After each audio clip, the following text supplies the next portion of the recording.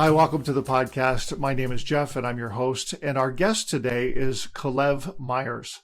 Calev is an Israeli attorney and a founding partner of the Jerusalem City Center branch at Yehuda Rave and Company Law Offices, one of Israel's top-tier commercial law firms. He is the founder and chairman of the Arise Foundation, which connects international business people to Israel, advancing economic development and diplomacy.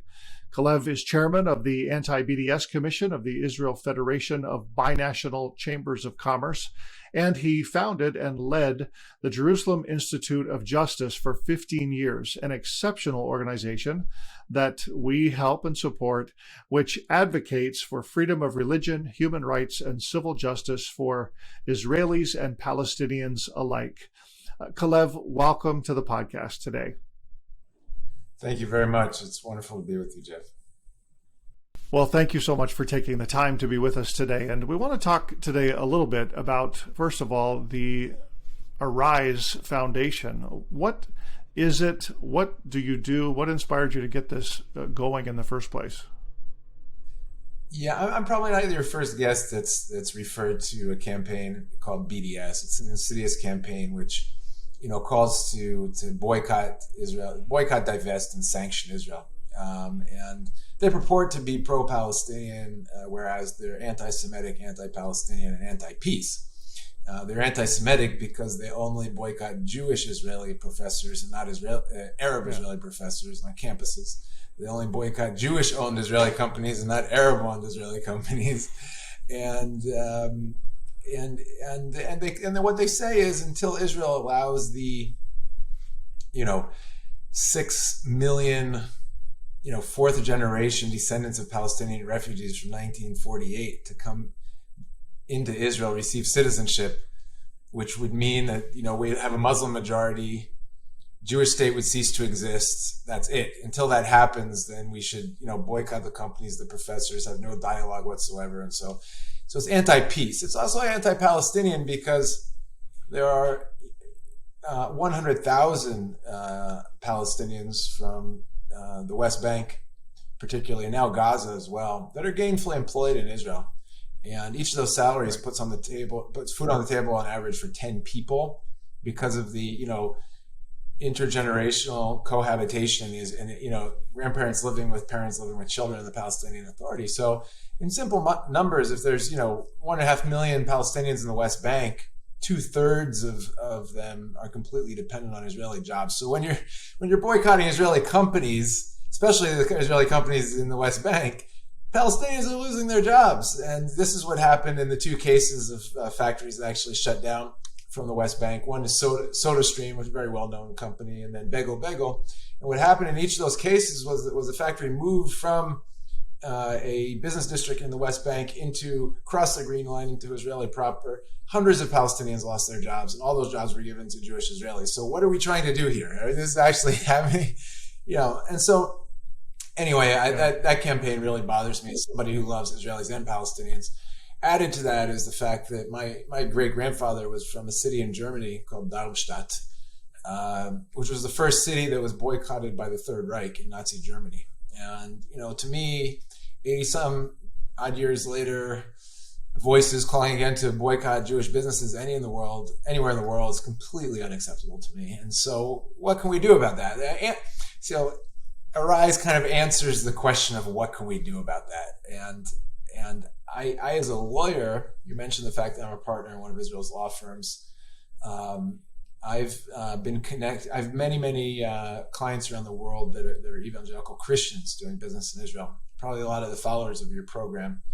I've been in this business for about 21 years in legal business, and because of my connections to the evangelical community, I really built up that clientele. Today, if you take all the money that's either invested or donated in Israel by self-defined evangelical Christians, my team and I probably represent like 99% of it. And I could drop names. I don't think that's necessary, but probably a lot of our friends, a lot of people that we know in common. So my thought was, okay, how can I leverage this unique intersection of relationships in a beneficial way in order to be, kind of a combat BDS. We don't really fight BDS. What we do is we do the opposite, which is creating more connections with people who are ideologically or faith motivated to do business with Israel. So let's do the opposite. Let's create more jobs in Israel. Let's bless the economy of Israel. Let's especially bless businesses that have an aspect of Israelis and Palestinians working together, either co-managed or co-owned in the West Bank and other places throughout this country. We do that in various ways. Our flagship project pre-COVID was a large business matchmaking summit. So on the international side, everybody's invited, not just Christians. But I spent about 4 years traveling around the world, went to the big Christian business networks, the International Christian Chambers of Commerce, Full Gospel Businessman Association, Europe Partners, the CEO Forum, there's a lot of names. Told them about what we're doing, invited them into business-to-business matchmaking in Israel, which, by the way, is a really easy sell. We can talk about that a little bit later, but Israel is really the hottest place for innovation and startups and technology anywhere in the world today, creating a lot of innovation, which is tackling the greatest crises facing humanity in a beautiful way. And then connecting Christian business people to that has just been wonderful. So we'd set up these big events. I'd have these, international business people on one side, and then on the other side we have all the binational Israeli Chambers of Commerce, Ministry of Economic Affairs, the big venture capital funds, and we have a fantastic computer program that kind of filters through that and creates tailor-made B2B face-to-face meetings. We had in pre-COVID in December of 2019, 550 business people from 47 different nations participate in that, created hundreds of face-to-face meetings, kind of like business speed dating at our summit. We had innovation Shark Tank with great presentations on stage while that was going on in another room. And out of that, we've created over the last few years between $50 to $60 million of immediate transactions. And based on our feedback forms, over $100 million of business, of economic impact over the next 10 years. And so we're just excited about that. It's a nonprofit organization. I do all that for free. And you just pay a nominal fee to participate in the summit, which it covers the operations of the organization, $250 one-time fee, but it could be a huge benefit to your business. So we do that. And then besides that, we also just get the word out regarding Israeli innovation to create more interest in what we're doing by creating content. If you go to the Arise for Israel, it's called Arise for Israel, the name of the YouTube channel. I do a featured business of the month, and every month I interview another Israeli innovation company that's, tackling, like I said, some crises facing humanity and doing a great job. Business leads come out of that. So we do the B2B matchmaking. We create content. I also do a Hebrew word of the month, which some of your followers might like. It's more geared for business people, but not only. I'll take a Hebrew word and talk about what it means and in everyday life and how it applies to business. That's, by the way, those go viral. It's like our most popular thing is like 3-minute video. I take some Hebrew word. Yeah. And then the other thing was people who want to support all that. We have a program where you can sign up to support that. You become a monthly donor, and the people, we call it an alliance member, the Arise Alliance member, and people who join our alliance, it's $150 a month, but we take half of that and we buy Israeli products from small businesses and send it to our partners every quarter in a beautiful gift box. The other half goes to support our activities at Arise and everything I just told you. But it's just a nice way to support small businesses directly. Like somebody might say, I don't have a big business. I'm not going to do something, hugely impactful for the Israeli economy. But just by becoming part of our alliance, you automatically can create more jobs and support small businesses in Israel, which otherwise would have been, boycotted by the BDS campaign. So if BDS is about disconnecting, separating, boycotting, we're doing the opposite. We're saying, well, we don't want to fight it. We don't want to fight BDS. I'm not sure any good would come out of that. But let's do the opposite: create connection, create transactions, create jobs. Right. And so that's what we do. Yeah.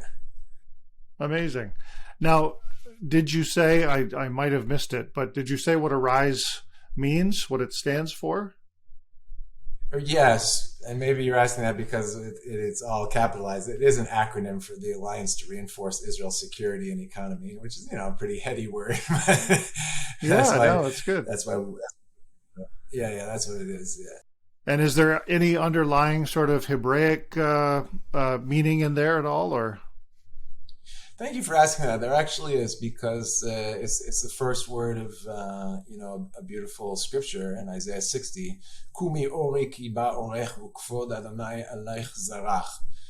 Arise and shine, for your light has come, and the glory of the Lord is risen upon you. And it talks about a time, which I believe we're living in today, actually, that it says darkness is coming upon the nations as the light of God is shining again on you, speaking to Israel. And then it says 5 or 6 times it mentions Gentiles or people from the nations that'll bring their wealth, that'll come and build your walls. It says the sons of those who persecuted you will come on bended knee. I think of my friend Jürgen Buehler, the executive general of the International Christian Embassy, who's his father was a Nazi soldier, and ended up loving the Jews because a Jewish doctor saved his life in World War II, and now he's leading the International Christian Embassy, which is connecting people diplomatically and supporting Holocaust survivors and so on and so forth. So you see, and so we just said, okay, we love Isaiah 60.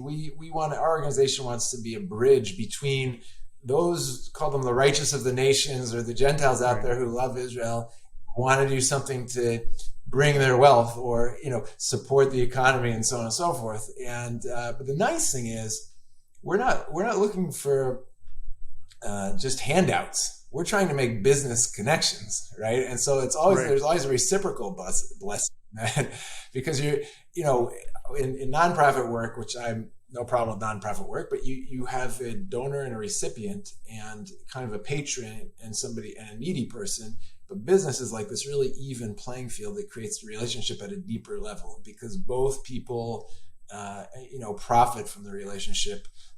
So if you take an Israeli, an amazing Israeli innovation I'm thinking WaterGen, for instance, a company that we introduced. You can find them on our Business of the Month videos, and they have machines that create drinkable water from air, right? And so they have one that's a size that you can put it on the back of a Jeep, and it can provide 5,000 liters of water a day, which is more than enough for a village in Africa somewhere. It just needs to be connected to a generator, which, by the way, could be solar powered, right? So all the lives that you potentially save, all the people you help, and so on and so forth. Now, every time there's a national disaster, they're deploying these in the world, because the first thing that happens is people die from lack of water, in these natural disasters. So you take a company like that, and you in our summit, let's say I made a connection with a Christian business person who brought their technology to India.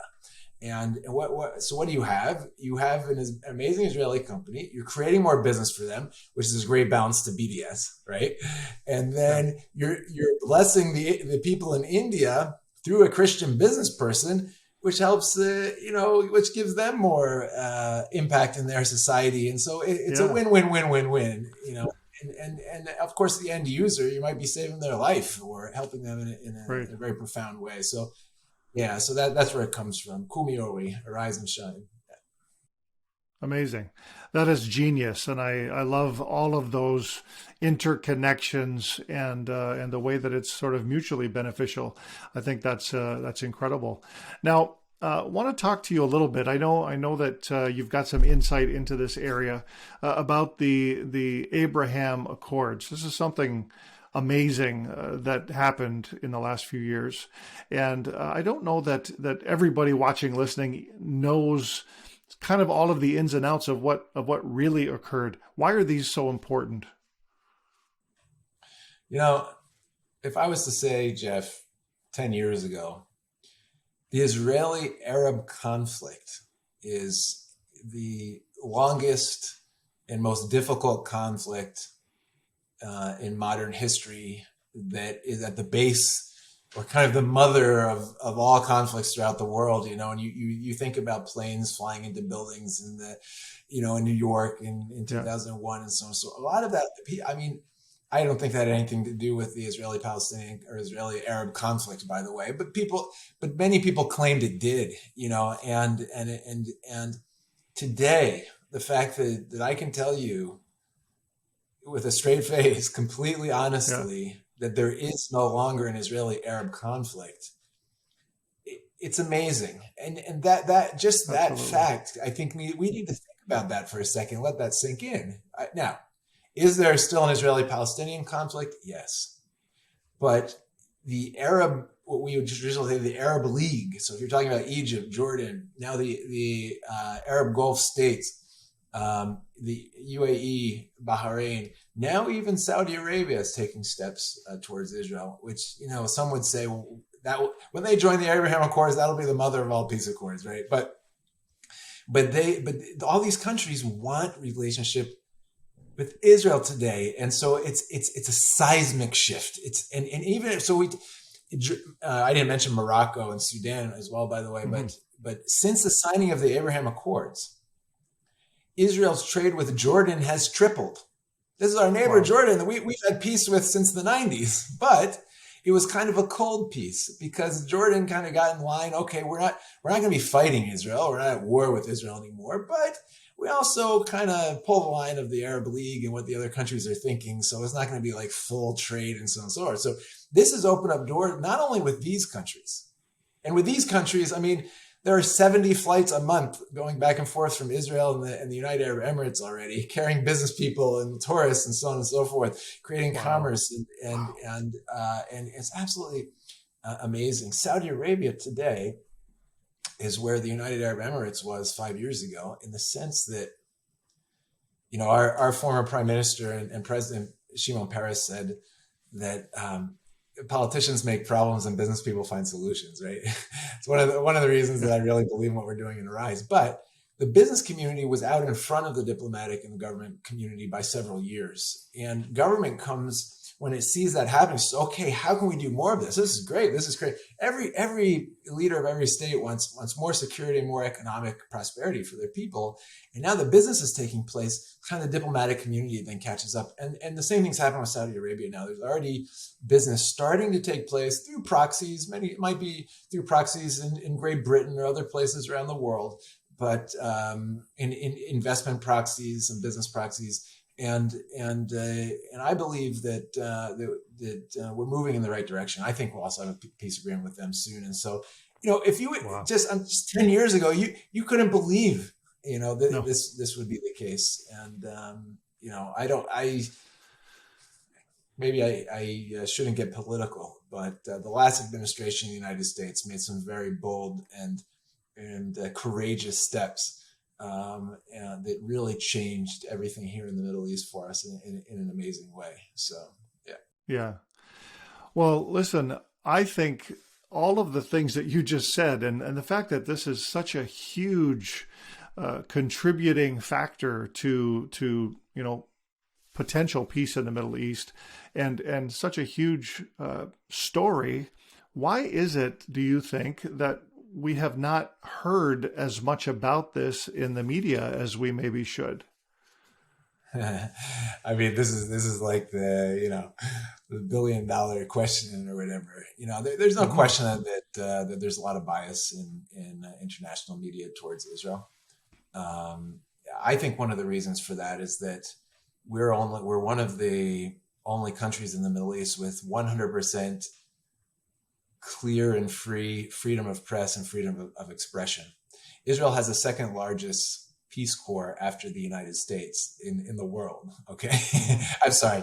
Yeah. Press corps after the United States in the world. Right. And so if you're a journalist who wants to, follow something that's happening somewhere in the world in an exotic, jurisdiction or what's taking place in the Middle East, well, it's hard to go set up shop in Iran, and to give an honest opinion, even in the Palestinian Authority. On a monthly basis, Palestinian journalists are arrested and imprisoned for giving political opinion against Mahmoud Abbas, or in the West Bank, or Hamas in Gaza. And so we have a free press here, which means people have access to all information necessary. And I think many times the Palestinians are presented as underdogs, and then the very liberal press wants to buy into that, and and it's all an issue of perception and perspective. Perception is reality, right? In many ways, the Palestinians Yes. are underdogs. They're definitely underdogs militarily, and thank God for that, since they're a Yeah. dictatorial police state. But so there is a strong and a weak element in that. At the same time, when you have 7 million Jews surrounded by 350 million Muslims in the Middle East, who's really the underdog, right? And so Exactly. and so it's a little more nuanced than what comes through the press, and it's hard to get good, exciting press about what's happening in Israel, even though what's happening is very exciting. And I also think that obviously President Trump was a very unpopular guy with the liberal press, he. I think his policy in the Middle East was not just good; it was genius. At the same time, I was appalled many times by his language, the way he expressed himself and spoke, and so on and so forth. And it was definitely unrefined. I think that's a kind word, but I think the press got on that, and it was just very difficult. And this is a direct fruit of his labor and his and that of his team and his advisors and Jared Kushner in the White House at that time. And I think, praising what's happening because of that is very difficult definitely for the liberal press internationally. Yeah.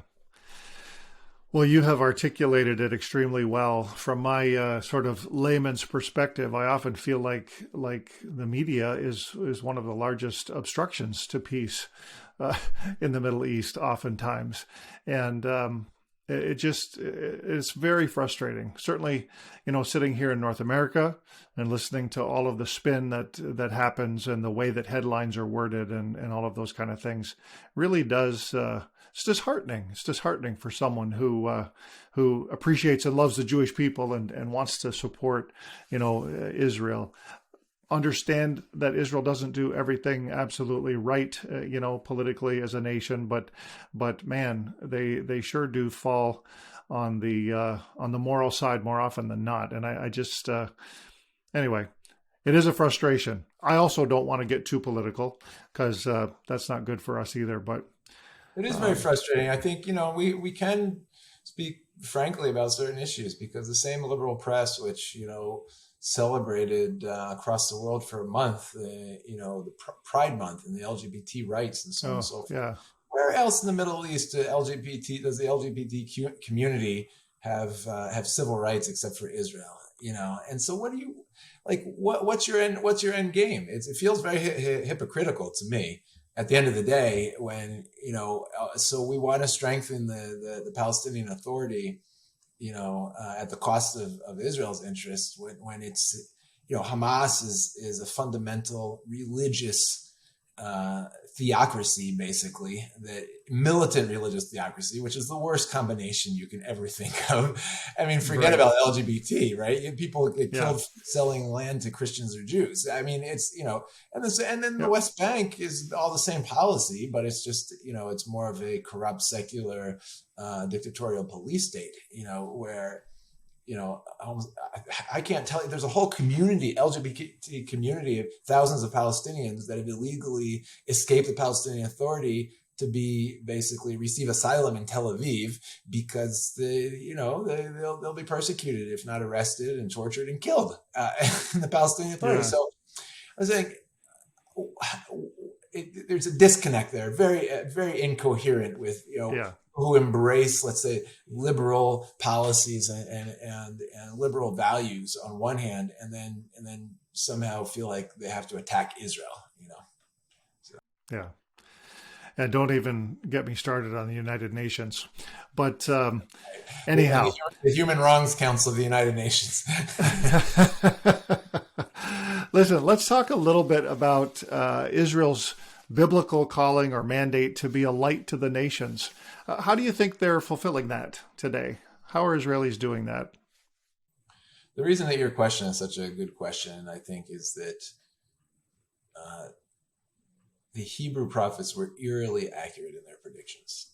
I say that, Jeff, as somebody who Probably because I represented and represent so many Christian organizations. And then when there's a moral failing or criminal activity or something happens, I'm the guy they bring that to pick up the pieces. That's caused a little bit of in my if I've had a struggle in my faith, which I have over the years, it's been one of cynicism and skepticism.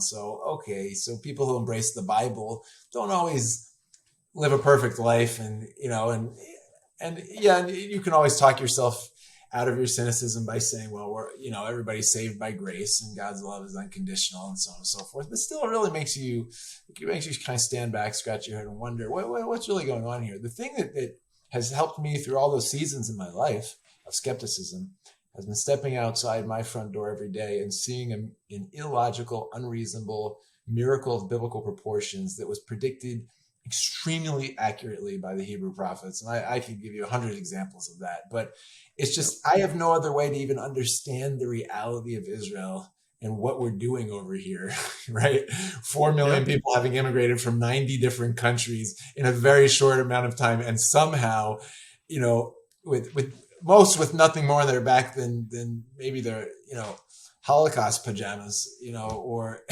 right. just fleeing from pogroms and anti-Semitism all over the world, somehow have created one of the strongest economies and armies. It's just absolutely unbelievable. But we are a light to the nations today. I think primarily through technology and innovation. Let me say actually two areas that we're really serving humanity. Okay, security and economy. Now, if you notice also, because of the work of the American administration and so on and so forth over the last few years, I think it's 6 countries now have moved their embassies to Jerusalem, including the United States, right? Which is a big step. Yeah. But I think we go back and say, well, why did those embassies? There were 13 embassies in the 80s in Jerusalem. They all moved to Tel Aviv because of an Arab oil embargo. That happened because the Arabs said, if you're going to put your capital in Jerusalem, we're not going to sell you oil, right? And like I said, regarding the Abraham Accords, that whole paradigm is shifting. And Israeli technology and Israeli security intelligence today is more valuable than Arab petroleum. So whether or not you had the American embassy was moved to Jerusalem before the Abraham Accords for that reason. So through technology, it's clean energy. It's there are Israeli companies deploying solar fields, which are bringing power. Believe it or not, there are tens of millions of people on the African continent that are not connected to electricity. Right? Israel is down there deploying these massive fields of solar energy and bringing power, electricity, first time, literally a light to the nation, a light, so people can literally turn on the light. Millions of people every year in Africa, right? And so you have clean energy, you have the desalination technology.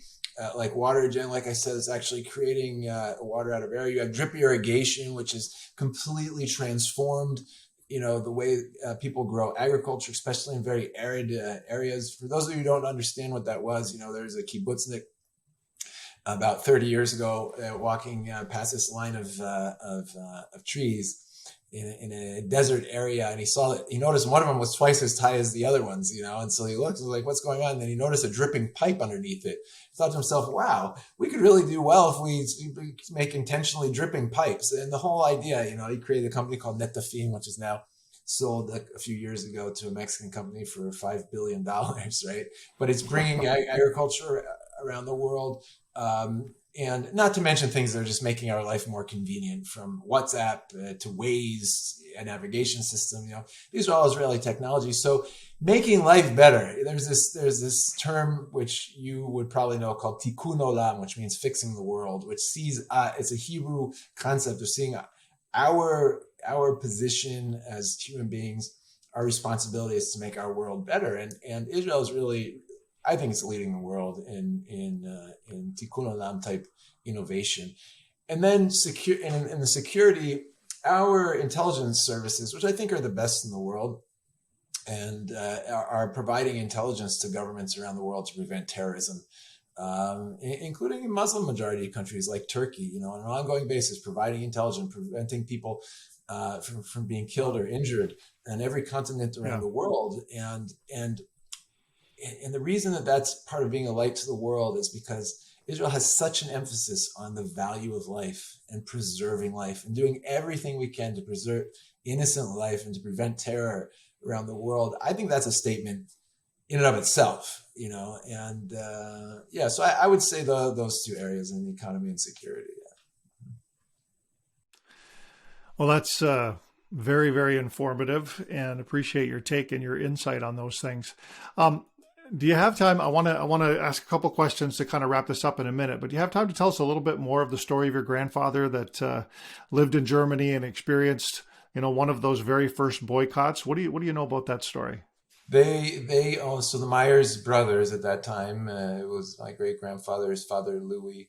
They had a store that sold fine items to gentlemen, which basically meant, cigars and alcohol, I think, in Darmstadt, Germany. And they had a good business. They ended up, like I said, Darmstadt was the first city that was boycotted by the Third Reich. And, they actually put up signs on Jewish businesses, don't do business here, and threatened people who did business there. And they knew if they could cripple the Jewish community economically, then it would be much easier in the next step to exterminate them physically.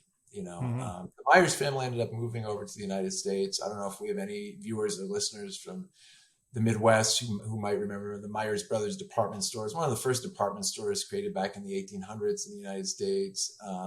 Wow. And my Myers family they came from Darmstadt, was connected to that family. And, they ended up selling fashion items and in department store, very successful department store, actually. So that was it. So they all got out, as far as we know, before, they started shipping them to concentration camps on trains. Right. But it started with a boycott. And thank God that they got out in time. And it's our responsibility in this generation to make sure something like this never happens again. Which again is something that really motivates me towards what I'm doing in Arise.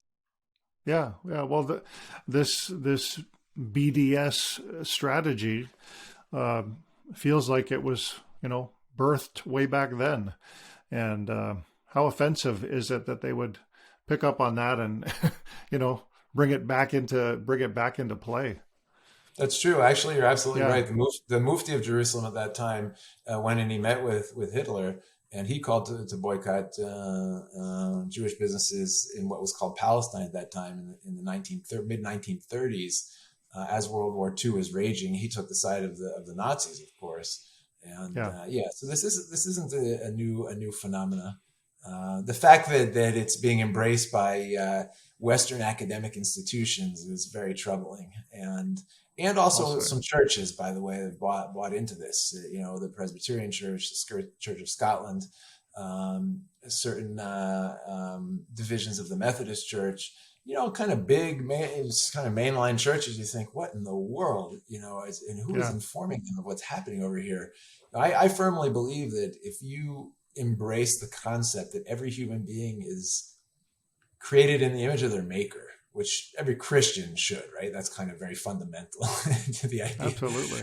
Then you shouldn't, you should be for improving the quality of life for both peoples on both sides of the conflict. And in order to support Israel, you shouldn't be anti-Palestinian.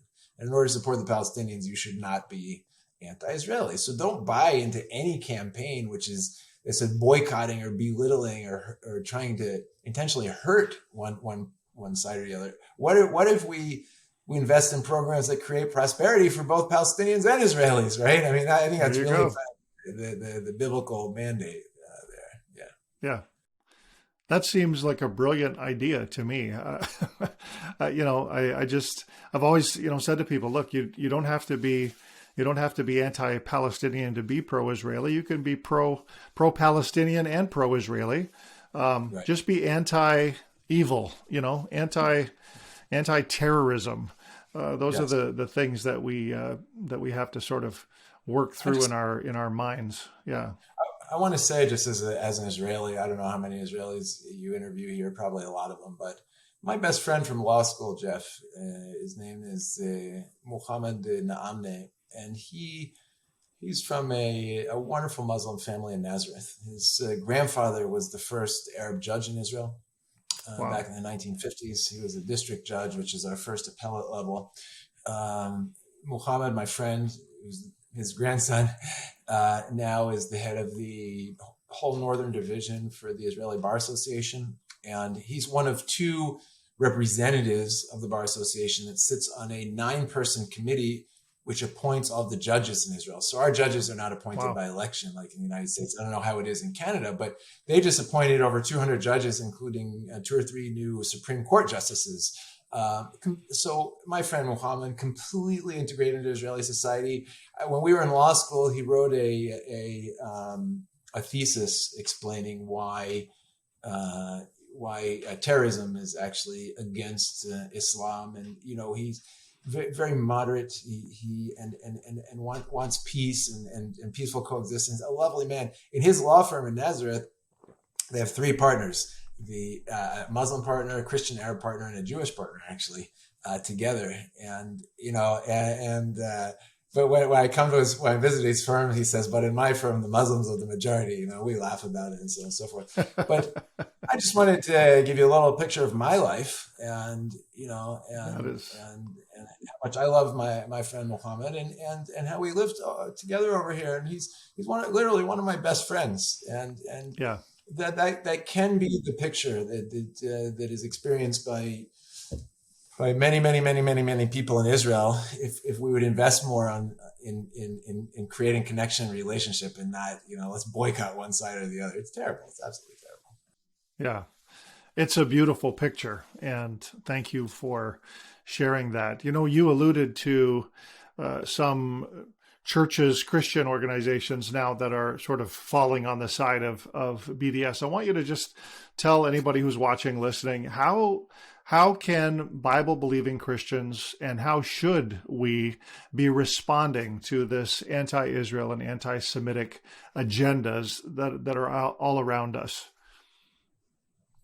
Okay, so if you're a Christian that's involved in a church circle which supports boycott, that would probably be more on the liberal spectrum of interpretive theology and hermeneutics and so on and so forth. So there's kind of it's a spectrum, right? Kind of a more like literal side and a more liberal side.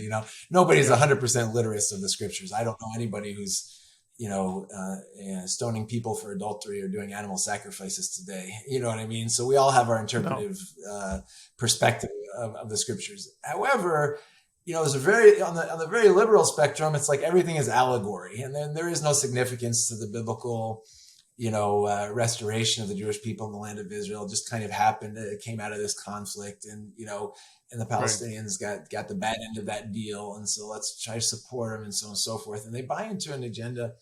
But I think that the way it's not wise to fight that is to just kind of be a Bible thumper, quoting Isaiah and Ezekiel, don't you know? Because they just brush that away. This is all allegory. And if what's important to them are liberal values such as human rights and civil rights and individual freedoms, etc., then that's the conversation we really need to have. If you take, the 30 human rights declared in the International Declaration of Human Rights, which was embraced by the UN I believe it was 1948 as well. The right to a fair trial, the right to not have torture and degrading treatment, the rights of women and children, and so on and so forth. And you compare what's happening in Israel to what's happening in any section of the land which is controlled by the Palestinian Authority, whether it's the PLO or Hamas, it's like night and day. And, I founded and led an organization, which you mentioned in our introduction, called the Jerusalem Institute of Justice, which I led for 15 years, which is the only organization that systematically researches, documents, and exposes the abuse of Palestinians by the Palestinian Authority and Hamas. And friends, we're talking about thousands of arbitrary arrests per year, torture, degrading treatment, executions without trial. This is the daily bread of the Palestinians under the Palestinian Authority. And every Palestinian I've ever asked, if a Palestinian state is created, where would you prefer to be a citizen, in Palestine or in Israel? All of them have given me the same two answers. Number one, of course, Israel. Number two, please don't quote me. And for obvious reasons. Of course. Yeah. Right. So what are we doing? And so I think that's a story we need to tell and look at things. Go to the Jerusalem Institute of Justice, which is, it's at jij.org. Look at the human rights reports and the way that Palestinians are being treated by their own leadership. And jij was a voice calling on governments around the world that are sending billions of dollars into the Palestinian Authority, which ends up in the corrupt pockets of leaders that don't actually help their people. They're abusing their people, Right. And so how can we challenge that? At the same time, also challenging Israel on issues that they need to, what if we challenge the Israeli government and so that they will make life freer and better for the Israeli people, and challenge the Palestinian Authority to make life freer and better for the Palestinians, instead of blaming Israel for all of Palestinian problems and blaming the Palestinian for all of Israel's problems. Right. I think that's a much healthier way for a Christian that's on the other side of the world, not part of the conflict, doesn't really understand what's happening over here. Yeah. It's just a better track. So I would say, don't run away from the human rights. Don't run away from the human rights conversation. It's actually the Achilles heel of the BDS campaign and everything else that's happening, and talking about those issues in very real ways, right? I think. Yeah. Those are great insights, and I love that balanced approach and proactively positive approach. I just think we can always solve problems better with solutions than with blame, and I think that you have really kind of keyed in on that, and that's just so important. And the Bible, you're a lawyer, I'm a pastor, hopefully not a Bible thumping pastor, but I am a pastor, and at least have been in the past. And the Bible is pretty clear about the importance of blessing Israel and the benefits of doing that as well, and also, the Jewish people. And I think the problem sometimes comes when we get the whole political idea of Israel in our mind, and we don't sort of separate out the idea that these are God's people, and through God's people came the Messiah, and the Messiah welcomed the nations, welcomed the Gentiles, and so we're all kind of one big family, one new humanity, if we believe in Jesus or Yeshua. Yeah. And I think that's very, very important for Christians to understand. Yes. Very well said. And since you're a pastor, I just want to make one point of theology, okay? Yeah. And that is that what many people, so Christians who support the Palestinians at the cost of Israel, also say we believe in the Bible, right? And a lot of them will point to, in order to delegitimize Israel, they'll point to the Mosaic covenant. And they'll say it's definitely a conditional covenant, which is absolutely true.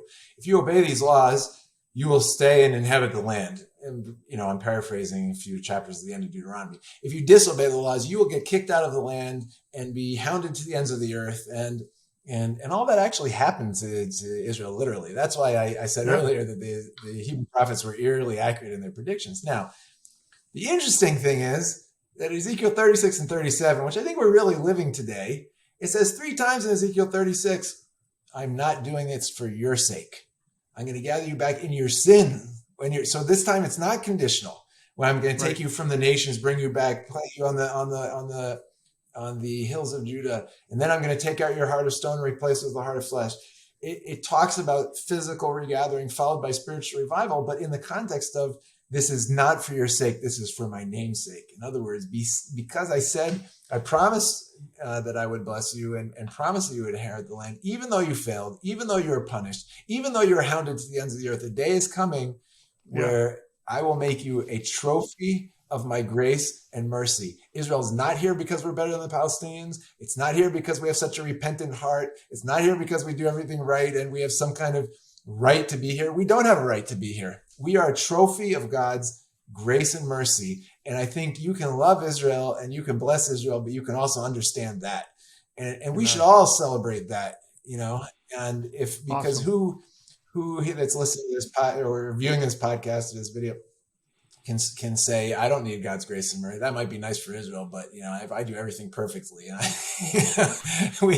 we all need God's grace and mercy. So the fact that he's done it with us, with this nation, I think it should be an encouragement to everybody. And we are very fortunate that this time around, it's not just a conditional issue of a conditional covenant. It's just an issue of a promise of God, which he's gonna fulfill, even though we don't deserve it. Yeah. And I love the hope there. Physical regathering followed by spiritual revival. And we really believe that day is coming and is even beginning to happen. I mean, you know about our organization and how we pray consistently and persistently for that very thing to happen in the land of Israel and support local believing organizations there. And we really do believe that day is coming. Calev, thank you so much for taking the time today. I love to hear your passion and have you share your insight. And you are doing incredible and important work. And we really just want to express our appreciation for that as well. How can our audience learn more and get involved in what you do? Yeah, thank you for that question. Just simply go to our website, ariseforisrael.com, which are words, just ariseforisrael.com, and you'll find out there how to connect. You can. I want to invite you to please consider becoming an Arise Alliance member, and you can also just simply sign up for our newsletters. I believe at the bottom of that page, if you want to see the Hebrew word of the month, or the featured startup companies of the month, and get engaged, thank you for considering that. I'd love to meet any of you out there who want to connect to Arise and what we're doing. If there are business people out there, it's doubly important for you.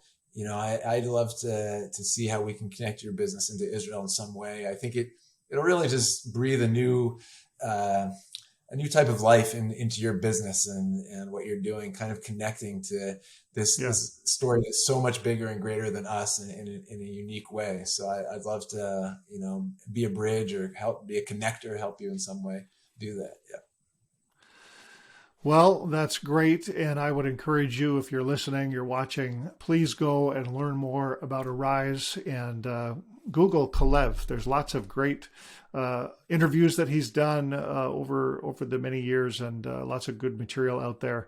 And, I'm not going to say he's never said anything wrong, but he's a pretty smart guy. So Calev, thanks for being with us. And we just appreciate your time so much today. Yeah, thank you. Unfortunately, I have said some wrong things in my life, but hopefully not too much. We all have, hopefully not too much of it. But no, I appreciate it. Thank you very much for having me, and I look forward to staying in touch. Thanks for watching. You can listen to this entire podcast on your favorite audio podcast platform. Find the link below. And while you're at it, don't forget to click subscribe and follow us on Facebook so you can stay connected to First Century Foundations.